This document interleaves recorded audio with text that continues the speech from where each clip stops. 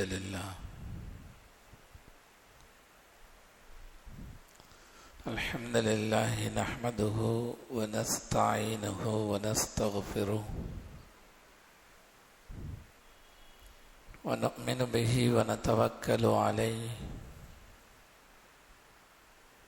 ونعوذ بالله من شرور أنفسنا ومن سيئات أعمالنا من يهده الله فلا مضل له ومن يضلله فلا هادي له ونشهد أن لا إله إلا الله ونشهد أن سيدنا ومولانا محمدا صلى الله عليه وسلم تسليما كثيرا كثيرا أما بعد فأعوذ بالله من الشيطان الرجيم بسم الله الرحمن الرحيم وإذ يمكر بك الذين كفروا ليثبتوك أو يقتلوك أو يخرجوك ويمكرون ويمكر الله والله خير الماكرين. فقال النبي صلى الله عليه وسلم لولا الحجرة لكنت امرأ من الأنصار أو كما قال عليه الصلاة والسلام. رب اشرح لي صدري ويسر لي أمري واحلل عقدة من لساني يفقهوا قولي. سبحانك لا علم لنا إلا ما علمتنا إنك أنت العليم الحكيم.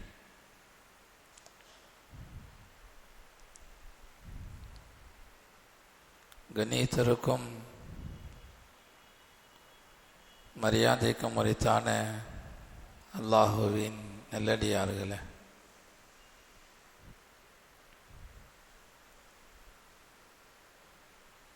இஸ்லாமிய ஆண்டினுடைய கணக்கின் அடிப்படையில் இன்னும் ஓரிரு நாட்களிலே ஓராண்டு நிறைவாகி அடுத்த ஆண்டு துவங்க இருக்கிறது. 1447வது ஆண்டு நிறைவாகி 1448வது ஆண்டு துவங்க இருக்கிறது. இந்த நேரத்தில் நம்முடைய இஸ்லாமிய ஆண்டினுடைய கணக்கு, இஸ்லாத்திற்காக வேண்டி செய்யப்பட்ட தியாகங்கள், இவைகள் குறித்தும் நாம் சற்று நினைவு கூற கடமைப்பட்டிருக்கிறோம்.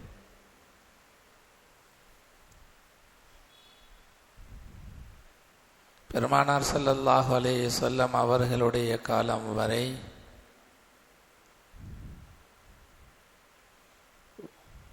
மாதத்தினுடைய கணக்குகள் இருந்திருக்கின்றன. ஒரு ஆண்டுக்கு 12 மாதங்கள் என்ற கணக்கு ரசூலுல்லாஹி ஸல்லல்லாஹு அலைஹி வஸல்லம் அவர்களுடைய காலம் வரைக்கும் இருந்திருக்கிறது. எப்பொழுது அல்லாஹு ஜல்ல ஷானஹு தஆலா வானம் பூமிகளை படைத்தானோ அப்போது இருந்தே 12 மாதங்கள் என்பதையும் அல்லாஹு தஆலா வகுத்து கொடுத்து விட்டான். இன்ன இத்தத ஷுஹூரி இன்தல்லாஹி 12 ஷஹரன் ஃபீ கிதாபில்லாஹ் யௌம ஹலகஸ் ஸமாவாதி வல் அர்த. வானங்களையும் பூமிகளையும் படைத்த அந்த நாளிலிருந்தே ஒரு ஆண்டினுடைய மாதங்கள் என்பது 12. அல்லாஹு ஜல்ல ஷானஹு தஆலாவே அதனை ஆண்டுக்கு 12 மாதங்கள் என்பதை அல்லாஹ்வே முடிவு செய்து விட்டான், வகுத்து கொடுத்து விட்டான். பெருமானார் ஸல்லல்லாஹு அலைஹி வஸல்லம் அவர்களுடைய வருகைக்கு முன்பதாக அந்த அரபு மக்கள் ஏதாவது ஒரு நிகழ்வு நடந்திருக்கும். அந்த நிகழ்வை முன்வைத்து எத்தனையாவது ஆண்டு என்பதாக தங்களுக்கு மத்தியிலே ஆண்டு கணக்கை பகிர்ந்து கொள்வார்கள். ரசூலுல்லாஹி ஸல்லல்லாஹு அலைஹி வஸல்லம் அவர்களுடைய பிறப்புக்கு முன்பதாக யானை சம்பவம் நடந்தது. யானை படை காபத்துல்லாவை இடிக்க வந்தது. இது போன்ற நிறைய நிகழ்வுகள் நகர்ந்திருக்கிறது. அந்தந்த நிகழ்வுகளை வைத்து இந்த ஆண்டு என்பதாக அரபு மக்கள் சொல்லி வருவார்கள். ரசூலுல்லாஹி ஸல்லல்லாஹு அலைஹி வஸல்லம் அவர்களுடைய காலத்திற்கு பிறகு சஹாபாக்களுடைய காலம். அப்பொழுதும் மாத கணக்கு இருந்தது. முஹர்ரம் என்பதாக சொல்லிக் கொள்வார்கள், துல்ஹஜ் என்பதாக சொல்லிக் கொள்வார்கள், சஃபர் மாதம் என்பதாக சொல்லிக் கொள்வார்கள். இப்படியாக மாதங்களை சொல்வார்கள், ஆண்டுகளை சொல்ல மாட்டார்கள். அபூபக்கர் ரலியல்லாஹு அன்ஹு அவர்களுடைய ஆட்சி காலத்திற்கு பிறகு உமர் ரலியல்லாஹு அன்ஹு அவர்களுடைய ஆட்சி காலம் இஸ்லாத்தினுடைய அதிகாரத்துக்கு உட்பட்ட பகுதிகள் விரிவடைந்து கொண்டே போகிறது. அந்த நேரத்திலே ஹஸரத் உமர் ரலியல்லாஹு அன்ஹு அவர்கள் பல இடங்களுக்கு பலர்களை பொறுப்புதாரியாக ஆக்குவார்கள், கவர்னராக நியமிப்பார்கள், சில கடிதங்களையும் எழுதுவார்கள்.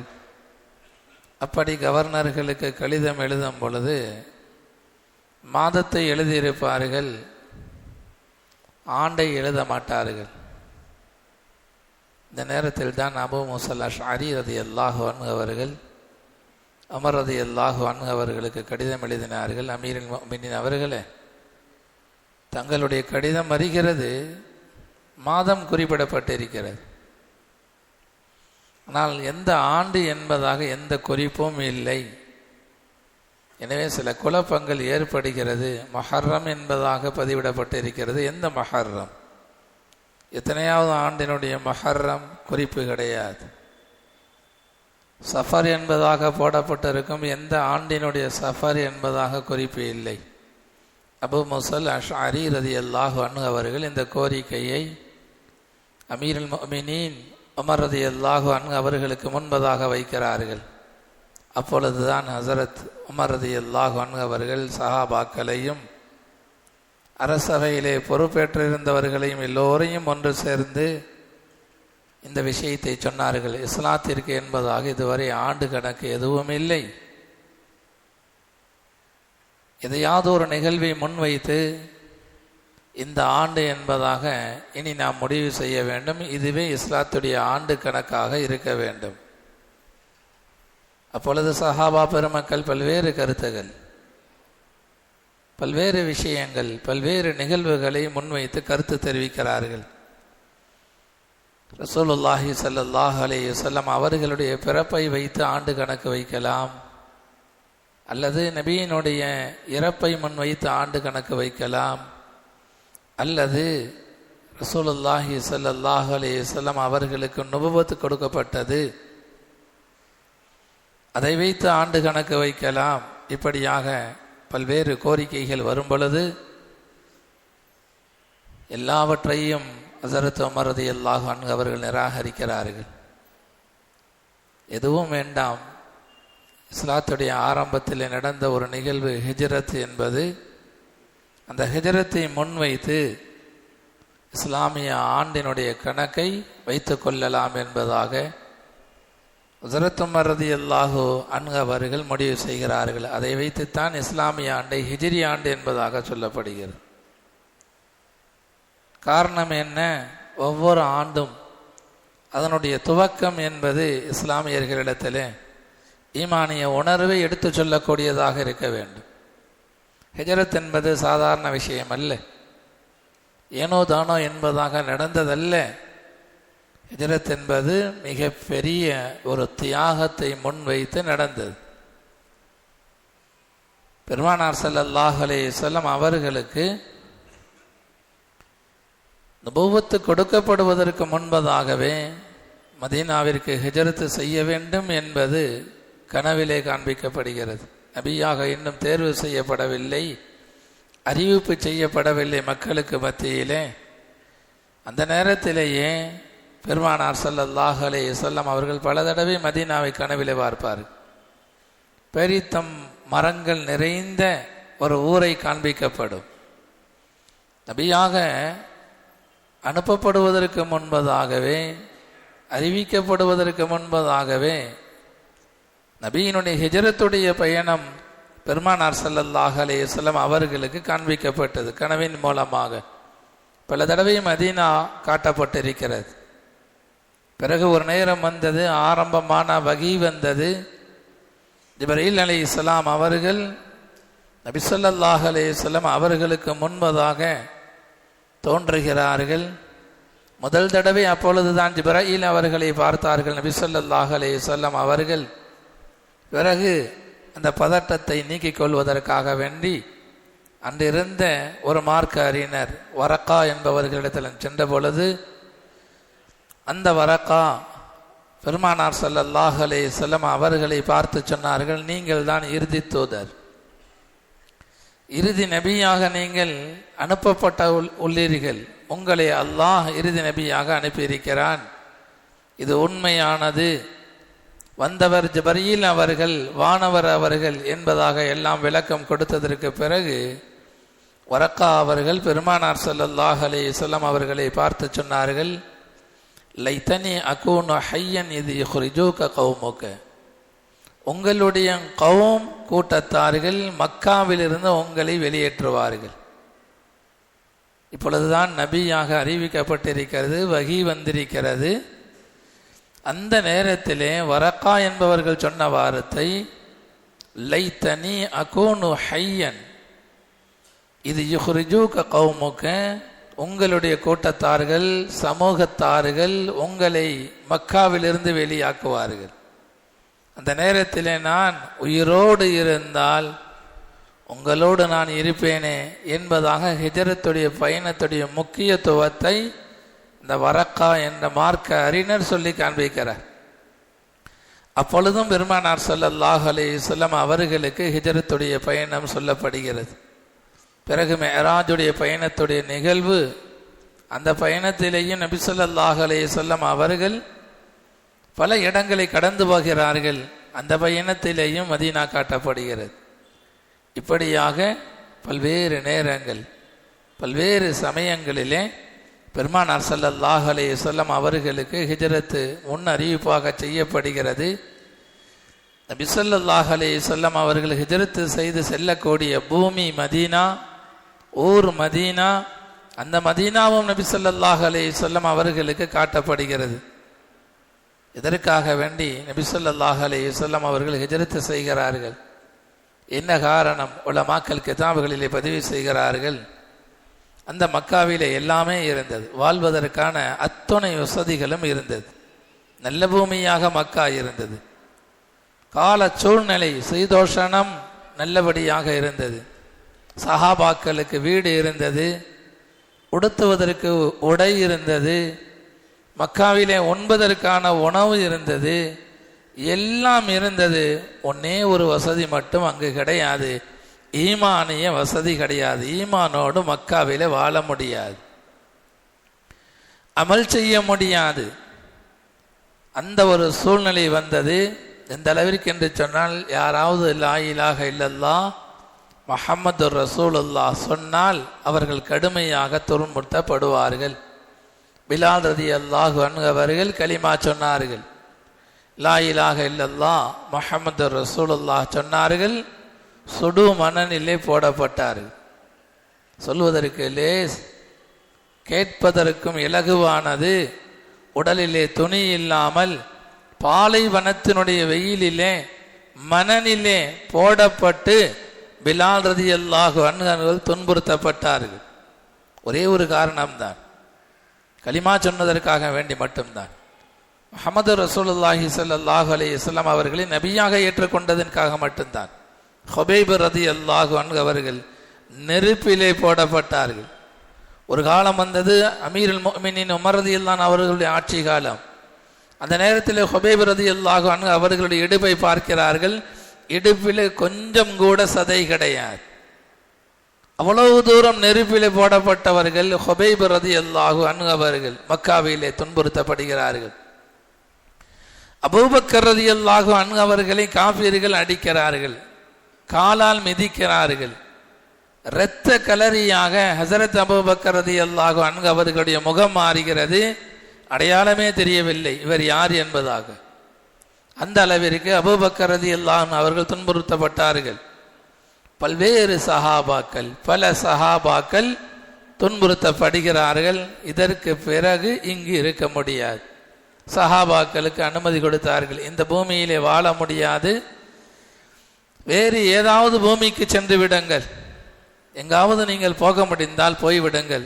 ஒரு நேரம் வந்தது பெருமக்களே, சஹாபாக்களை துன்புறுத்தியவர்கள் பெருமானார் ஸல்லல்லாஹு அலைஹி வஸல்லம் அவர்களையும் நஊது பில்லாஹ் கொலை செய்ய திட்டமிடுகிறார்.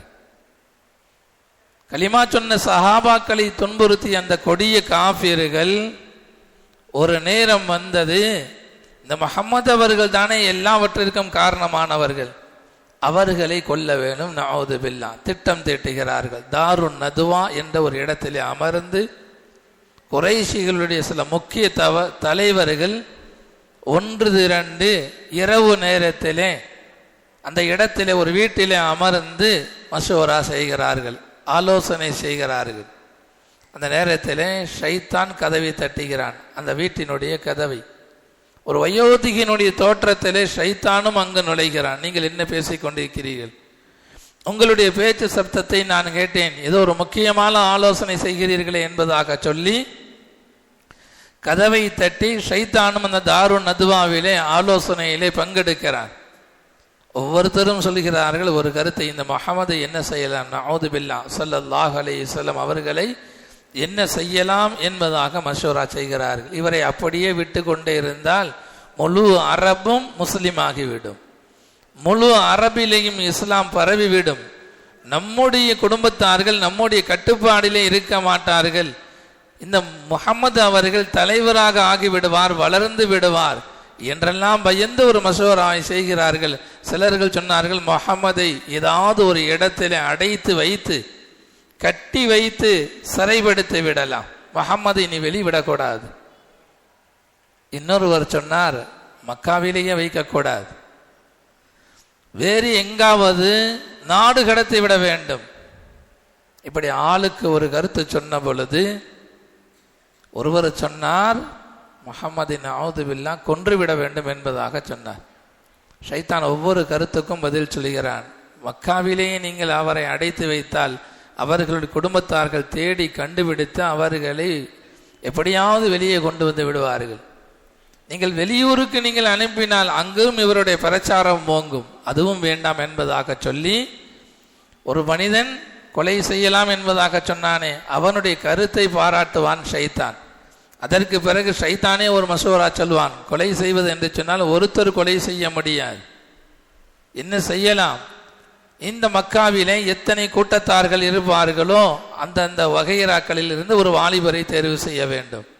எத்தனை வகையரா இருப்பார்களோ, எத்தனை வம்சம் இருப்பார்களோ, எல்லா வம்சத்திலிருந்தும் சில வாலிபர்களை தேர்வு செய்ய வேண்டும். அவர்களை அனுப்பி அந்த முஹம்மதை கொலை செய்ய வேண்டும் நஊது பில்லாஹ் என்பதாக மஷூராவை ஆலோசனையை ஷைத்தான் சொல்லுவான். இதெல்லாம் இருட்டிலே நடக்கிறது, இரவிலே நடக்கிறது, யாருக்கும் தெரியாது என்பதாக நினைத்து கொண்ட ஆலோசனை செய்வார்கள். அடுத்த நாளே அல்லாஹு ஜல்ல ஷானஹு தஆலா வஹி இறக்குவான், وَإِذْ يَمْكُرُ بِكَ الَّذِينَ كَفَرُوا لِيُثْبِتُوكَ أَوْ يَقْتُلُوكَ أَوْ يُخْرِجُوكَ. நபியே, காஃபிர்கள் உங்களை சிறைப்படுத்த நினைக்கிறார்கள். وَإِذْ يَمْكُرُ بِكَ الَّذِينَ كَفَرُوا لِيُثْبِتُوكَ உங்களை அடைத்து வைத்து சிறைப்படுத்தி விட அவர்கள் நினைக்கிறார்கள். அவு யுஹ்ரிஜூக அவு யக்துலூக அல்லது இந்த அரபு நாட்டிலிருந்து மக்காவில் இருந்து வேறு எங்காவது உங்களை நாடு கடத்தி விடலாம் என்பதாக நினைக்கிறார்கள், அல்லது உங்களை கொன்று விடலாம் என்பதாக நினைக்கிறார்கள். வையம் குருன வையம் குருல்லா. அல்லாஹ் ஆயத்தினுடைய தொடர்ச்சியிலே சொல்கிறான், இவர்களும் சூழ்ச்சி செய்கிறார்கள், அல்லாஹுவும் சூழ்ச்சி செய்கிறான். என்ன மஷூரா நடந்ததோ அதை பெருமானார் ஸல்லல்லாஹு அலைஹி வஸல்லம் அவர்களுக்கு அல்லாஹ் ஆயத்தை இறக்கி வைத்து, வஹியை இறக்கி வைத்து, இப்படி ஒரு ஆலோசனை நடந்திருக்கிறது நபியே, உங்களுடைய உயிருக்கு ஆபத்து என்பதாக சொல்லி ஒரு ஆயத்தையும் இறக்கி வைக்கிறான். இந்த துஆவை ஓதுங்கள். நபிக்கு அல்லாஹ் சொல்லி கொடுக்கிறான், இந்த துஆவை ஓதுங்கள். குர் ரப்பி அத்கில்னி முத்கல ஸித்கின் வ அக்ரிஜ்னி முக்ரஜ ஸித்கின் வஜஅல்னி மின் லதுன்க சுல்தானன் நஸீரா. இதை ஆயத்தாகவே இறக்கி வைத்து பெருமானார் ஸல்லல்லாஹு அலைஹி வஸல்லம் அவர்களுக்கு அல்லாஹ் ஓதச் சொல்கிறான், எனக்கு சிறந்த வெளியேறக்கூடிய இடத்தை ஆக்கிக் கொடு, சிறந்த நுழையக்கூடிய இடத்தை எனக்கு ஆக்கிக் கொடு, எனக்கு ஒரு நல்ல ஒரு வலிமையான அதிகாரத்தை எனக்கு கொடு என்பதாக ஒரு துஆவையே பெருமானார் ஸல்லல்லாஹு அலைஹி வஸல்லம் அவர்களுக்கு அல்லாஹ் கற்றுத் தருகிறான். ஜிப்ரீல் வருகிறார்கள், இன்னும் ஒரு சில நாட்களிலே முஹம்மது அவர்களே, நீங்கள் இந்த மக்காவை விட்டும் போக வேண்டும். ஹிஜ்ரத் என்பது சாதாரணமான பயணம் அல்ல. எத்தனை வருடங்கள் ஆனாலும் அதை படிக்க நாம் கடமைப்பட்டிருக்கிறோம் பெருமக்களே. இவ்வளோ பெரிய தியாகத்துக்கு பிறகுதான் இந்த இஸ்லாம் நம்மறி வந்து சேர்ந்திருக்கிறது. முஹம்மது ரசூலுல்லாஹி ஸல்லல்லாஹு அலைஹி வஸல்லம் அவர்களிடத்தில் மதிய நேரத்தில் ஜிப்ரீல் அவர்கள் வந்தார்கள். சொன்னார்கள், நபியே, நீங்கள் இன்னும் ஓரிரு நாட்களிலே ஹிஜ்ரத் பயணம் செய்ய வேண்டும். சொல்லிவிட்டு சொன்னார்கள், பெருமானார் அவர்கள் கேட்கிறார்கள், யாரை கூட அழைத்துக் கொள்வது? தனியாக போவதா, யாரையாவது அழைத்துக் கொள்வதா? ஜிப்ரீல் அலைஹிஸ்ஸலாம் அவர்கள் சொன்னார்கள், அபூபக்கரை அழைத்துக் கொள்ளுங்கள். பேரை சொல்லி சொல்கிறார்கள். பெருமானார் ஸல்லல்லாஹு அலைஹி வஸல்லம் அவர்கள் உடனே மதிய நேரத்திலே அபூபக்கர் ரலியல்லாஹு அன்ஹு அவர்களிடத்தில் வந்து சொன்னார்கள், ஓரிரு நாட்களிலே நாம் ஹிஜ்ரத் பயணம் செய்ய போகிறோம், அதற்காக நீங்கள் தயாராகி கொள்ளுங்கள். ஏற்கனவே தெரியும் அபூபக்கர் ரலியல்லாஹு அன்ஹு அவர்களுக்கு இதுபோல ஒரு பயணம் நிச்சயமாக கட்டாயமாக்கப்படும் என்பதாக. அப்போது இருந்து 2 ஒட்டகைகளை ஹஸரத் அபூபக்கர் ரலியல்லாஹு அன்ஹு அவர்கள் வாங்கி பராமரித்து வந்தார்கள். நல்ல முறையிலே வளர்த்து வந்தார்கள். பெருமானார் ஸல்லல்லாஹு அலைஹி வஸல்லம் அவர்கள் சொன்ன உடனேயே அதற்கு தயாராகி விட்டார்கள். ஒரு இரவை குறித்தார்கள். அந்த இரவிலே அபூபக்கர் அவர்களே, தூங்கி விடாதீர்கள், முழித்து இருங்கள், நான் வருவேன். பெருமானார் ஸல்லல்லாஹு அலைஹி வஸல்லம் அவர்கள் அன்றைய தினம் சொல்லிவிட்டு அலி ரலியல்லாஹு அன்ஹு அவர்களை அழைத்து சொன்னார்கள், நான் இன்று இரவு ஹிஜ்ரத் போக போகிறேன், செல்ல போகிறேன், என்னுடைய படுக்கையிலே நீங்கள் படுக்க வேண்டும். சொல்லிவிட்டு சொன்னார்கள், காலையிலே விழித்த உடனேயே இதோ இந்த அமானிதங்கள் இருக்கிறது, நாளை விழித்த உடனேயே இந்த அமானிதங்களை அதற்கான பொறுப்புதாரியிடம், உரியவரிடம் கொடுத்து விடுங்கள் என்பதாக அலி ரலியல்லாஹு அன்ஹு அவர்களுக்கு சொல்லப்படுகிறது. அலி ரலியல்லாஹு அன்ஹு அவர்கள் பெருமானார் ஸல்லல்லாஹு அலைஹி வஸல்லம் அவர்களுடைய படுக்கையிலே படுக்கிறார்கள். ஒரு நேரத்திலே கேட்டார்கள் சிலர்கள், நபியை கொல்வதற்குத்தானே அவர்கள் வீட்டை முற்றுகையிட்டார்கள், நபியுடைய இடத்தில் தானே நீங்கள் படுத்தீர்கள், உங்களுடைய உயிருக்கு ஆபத்தல்லவா, எப்படி தூங்கினீர்கள், உங்களுக்கு எப்படி தூக்கம் வந்தது? ஹஸரத் அலி ரலியல்லாஹு அன்ஹு அவர்கள் சொல்வார்கள், முஹம்மது ரசூலுல்லாஹி ஸல்லல்லாஹு அலைஹி வஸல்லம் அவர்கள் சொன்ன வார்த்தை, அடுத்த நாள் காலையிலே விழித்து அமானிதங்களை ஒப்படைக்க வேண்டும் என்பதாக முஹம்மது ரசூலுல்லாஹ் ஸல்லல்லாஹு அலைஹி வஸல்லம் அவர்கள் சொன்னார்கள். எனக்கு நம்பிக்கை இருந்தது, எல்லா இரவை விட அன்றைய இரவு தான் நிம்மதியாக தூங்கினேன், என்னுடைய உயிருக்கு எந்த ஆபத்தும் வராது என்பதை பெருமானார் ஸல்லல்லாஹு அலைஹி வஸல்லம் அவர்களுடைய வார்த்தையிலே புரிந்து கொண்டேன் என்பதாக ஹஸரத் அலி ரலியல்லாஹு அன்ஹு அவர்கள் ஒரு காலத்திலே சொல்வார்கள். நிம்மதியாக தூங்கினார்கள். இரவு நேரம் பெருமானார் ஸல்லல்லாஹு அலைஹி வஸல்லம் அவர்கள் வீட்டை விட்டும் வெளியே வருகிறார்கள். குறைஷிகளுடைய எல்லா குடும்பத்தை சார்ந்தவர்கள், அத்தனை கோத்திரத்தை சார்ந்தவர்கள், வாலிபர்கள் வாளோடு பெருமானார் ஸல்லல்லாஹு அலைஹி வஸல்லம் அவர்களுடைய வீட்டுக்கு வெளியே நின்று கொண்டிருக்கிறார்கள். வெளியே வந்த ரசூல் ஸல்லல்லாஹு அலைஹி வஸல்லம் அவர்கள் குனிந்தார்கள், ஆயத்தை ஓதினார்கள். மண்ணெடுத்து ஆயத்தை ஓதுகிறார்கள். வஜஅல்னா மின் பைனி ஐதீஹிம் சத்தன் வமின் ஹல்ஃபிஹிம் சத்தன் ஃபஅக்ஷைனாஹும் ஃபஹும் லா யுப்ஸிரூன். ஆயத்தை ஓதி தூக்கி வீசுகிறார்கள். அங்கிருந்த எல்லா வாலிபர்களுடைய கண்ணிலேயும் அந்த மண் போய் விழுகிறது. எத்தனை பேர் நின்றார்களோ எல்லோருடைய கண்ணிலேயும் அந்த மண் போய் விழுகிறது. எல்லோரும் கண்ணை தேய்க்கிறார்கள். பெருமானார் ஸல்லல்லாஹு அலைஹி வஸல்லம் அவர்கள் அத்தனை வாலிபர்களுடைய கண்ணிலேயும் மண்ணை தூவி விட்டு போய்கொண்டே இருக்கிறார்கள். பிறகு முழித்து பார்க்கிறார்கள், கண்ணை விழித்து பார்க்கிறார்கள், இன்னும் முஹம்மது வரவில்லை, வீட்டிற்குள் தான் இருக்கிறார்கள் என்பதாக நினைத்து கொண்டார்கள். அங்கேயே நின்று கொண்டிருக்கிறார்கள். ஆனால் பெருமானார் ஸல்லல்லாஹு அலைஹி வஸல்லம் அவர்கள் நேராக அபூபக்கர் அவர்களுடைய வீட்டுக்கு வந்தார்கள். அபூபக்கர் ரலியல்லாஹு அன்ஹு அவர்களை அழைத்து செல்கிறார்கள். விடியல் காலை நேரம் ஒரு மனிதர் வருகிறார். அந்த மனிதர் பெருமானார் ஸல்லல்லாஹு அலைஹி வஸல்லம் அவர்களுடைய வீட்டை சுற்றி இருந்தார்களே, அந்த வாலிபர்கள் கேட்கிறார்கள், என்ன இங்கே நின்று கொண்டிருக்கிறீர்கள்? சொன்னார்கள், முஹம்மதை கொல்வதற்காக நின்று கொண்டிருக்கிறோம். அந்த மனிதன் சொன்னான், அவர் ஒருவரோடு சேர்ந்து, அவருடைய தோழரோடு சேர்ந்து அவர் இந்த மக்காவை விட்டும் வெளியே கிளம்பி கொண்டிருக்கிறார். அவர் சென்று கொண்டிருப்பதை என்னுடைய கண்களினால் பார்த்தேன். வீட்டுக்குள் நுழைந்து பார்க்கிறார்கள். அங்கே ஹஸரத் அலி ரலியல்லாஹு அன்ஹு அவர்கள் தான் இருக்கிறார்கள். பெருமானார் ஸல்லல்லாஹு அலைஹி வஸல்லம் அவர்கள் அங்கே இல்லை, கிளம்பி விட்டார்கள். ஹஸரத் பெருமானார் ஸல்லல்லாஹு அலைஹி வஸல்லம் அவர்களும் அபூபக்கர் ரலியல்லாஹு அன்ஹு அவர்களும் தங்களுடைய உயிருக்கு ஆபத்தான நிலையில் தான் பயணம் செய்கிறார்கள். கடைசியாக தௌர் குகையிலே வந்து தங்குகிறார்கள். அங்கேயும் உயிருக்கு ஆபத்து. இஸ்லாத்துடைய எதிரிகள் வந்து விட்டார்கள். அபூபக்கர் ரலியல்லாஹு அன்ஹு அவர்கள் பதட்டப்படுகிறார்கள். யார் ரசூலல்லாஹ், குனிந்து பார்த்தால் போதும், லேசாக குனிந்தால் நாம் தங்கி இருக்கிறது தெரிந்து போய்விடும். பெருமானார் ஸல்லல்லாஹு அலைஹி வஸல்லம் அவர்கள் கேட்டார்கள், அபூபக்கரே, 2 பேரோடு 3வது அல்லாஹ் இருக்கும்போதுதான் பயப்படுகிறீர்கள்? நாம் 2 பேரு தான், 3வதாக அல்லாஹ் இருக்கிறான், இந்த நேரத்தில் பயப்படுகிறீர்கள்? அந்த தௌர் குகையிலே வைத்து ரசூல் ஸல்லல்லாஹு அலைஹி வஸல்லம் அவர்களுக்கும் அபூபக்கர் ரலியல்லாஹு அன்ஹு அவர்களுக்கும் அல்லாஹ் செய்த உதவியை சொல்லுவான். வரலாற்று கிதாபுகளிலே, சீரத்து கிதாபுகளிலே பதிவு செய்கிறார்கள், புறா முட்டையிட்டது, செலந்தி வலை விண்ணியது, இதெல்லாம் உண்மைதான். இதை தவிர வேறொரு படையை அல்லாஹ் அங்கே வைத்திருந்தான்.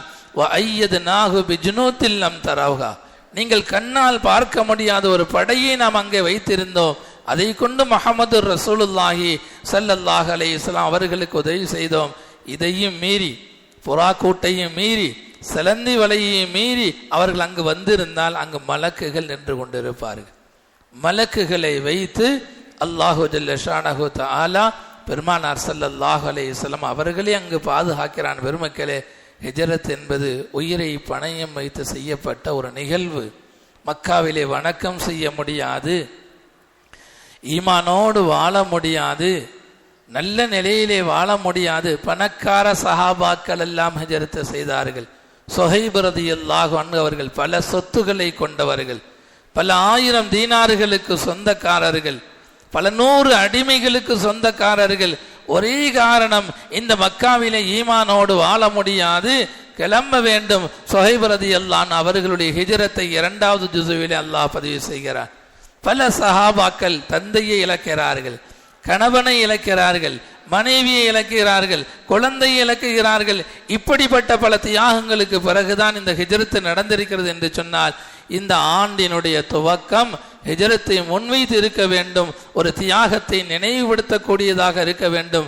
இஸ்லாமியர்கள் ஆண்டினுடைய துவக்கத்திலே இஸ்லாத்துக்காக வேண்டி செய்யப்பட்ட தியாகத்தை உணர வேண்டும், நினைவு கூற வேண்டும் என்ற அடிப்படையில் தான் உமர் ரலியல்லாஹு அன்ஹு அவர்கள் ஹிஜ்ரத்தை முடிவு செய்து ஹிஜ்ர ஆண்டு என்பதாக வைப்பார்கள். நாம் இருக்கக்கூடிய ஆண்டு முடிவடைகிறது 1447வது ஆண்டு ஓரிரு நாட்களிலே முடிவடைய இருக்கிறது. 1448வது ஆண்டு துவங்க இருக்கிறது என்று சொன்னால், பல தியாகங்களுக்கு பிறகு வந்த அந்த இஸ்லாத்தை நினைவு கூற வேண்டும். இந்த ஆண்டினுடைய இறுதியிலேயும் ஆண்டினுடைய துவக்கத்திலேயும் அல்லாஹ்விடத்தில் கேட்க வேண்டும், அல்லாஹ், நாங்களும் நிறைய சவால்களை இந்த நாட்டிலே எதிர்கொண்டிருக்கிறோம், பல கஷ்டங்களை நாங்களும் எதிர்கொண்டிருக்கிறோம். வல்ல அல்லாஹ்வே, இந்த பூமியை இஸ்லாத்திற்கு சாதகமான பூமியாக, இஸ்லாத்தின் பிரகாரம் வாழ்வதற்கு உண்டான சாதகமான சூழ்நிலைகளை யா அல்லாஹ் இந்த பூமியில் எங்களுக்கு அமைத்து தருள் என்பதாக கண்ணீரோடு துஆ செய்ய கடமைப்பட்டு இருக்கிறோம். அல்லாஹு ஜல்ல ஷானஹு தஆலா இந்த நாட்டை ஒரு அம்னுள்ள நாடாக, பாதுகாப்பு உள்ள நாடாக, எல்லோருக்கும் நிம்மதி உள்ள ஒரு நாடாக அல்லாஹ் ஆக்கி அருள் புரிவானாக என்பதாக நல்ல நேரத்திலே துஆ செய்து கொள்வோம். வ ஆகிரு தஅவானா அனில் ஹம்துலில்லாஹி